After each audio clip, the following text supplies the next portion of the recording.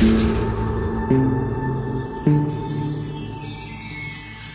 we're at our mountain cabin in Buena Vista, Colorado, you'll oftentimes find me on the front deck and or the back that's even darker. And I'll stare up at the sky at billions of stars. I'll even be able to see the Milky Way and its constellations.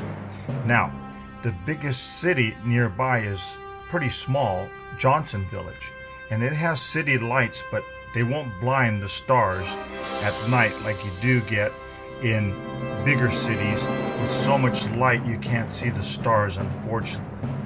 When I was a young guy, Mark Pellett and I used to go to Lockwood Valley, California, about 2 hours from Los Angeles, and at night we'd lay in the sleeping bags and we'd look up at the sky and see billions of stars. It was so amazing, and that's when I got my love of stars. I'd like to begin to teach you how to identify the most basic constellations, which the scripture also talks about: Ursa Minor and Ursa Major, the Big Dipper and the Little Dipper. So when you look at this picture, you'll notice that the Big Dipper looks just like it sounds. It's a dipper in the sky, and it points to the North Star, which is the tail or the handle of the Little Dipper, which is so cool. Mariners and all kinds of navigators in ancient days used the North Star because it was always fixed, especially in the northern hemisphere. Now that northern star seems to have all the stars rotate around it, and so you'll see the Dipper in different positions, the Big Dipper and the Little Dipper, but they're always connected to the North Star.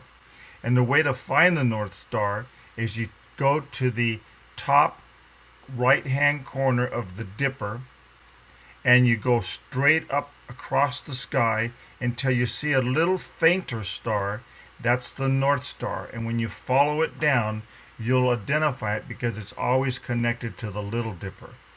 Now this next picture, again, if you look at the Big Dipper, Ursa Major, you'll see on the right hand upper corner of the cup a star.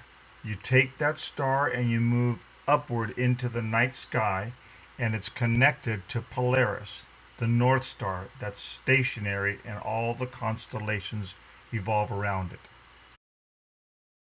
Now see if you on your own can spot the Big Dipper without any help. Unfortunately, in this picture you can't see the Little Dipper, but you will be able to spot the Big Dipper. And now I'd like to talk to you about Orion, because Job 38:31 talks about Pleiades, Orion, and it talks about constellations. And there's the three stars, the belt. That's how you can always spot Orion. Now it may circle and move in different positions, but those three stars is a dead giveaway of the warrior Orion holding its bow that the scripture talks about. Now, if you use Orion as a marking point, you can take those three stars on the belt and follow into the night sky, usually above, up north, higher up, you'll see Pleiades.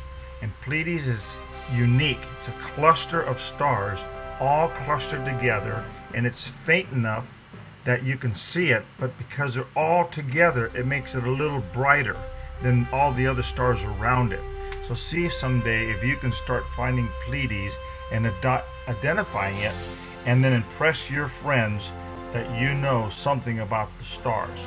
And then on a dark night with billions of stars, it's not unusual to see the Milky Way. It looks like a streak of a whole bunch of washed out color in the sky. That's the Milky Way, our galaxy. So I'd like you to pause and ponder this word.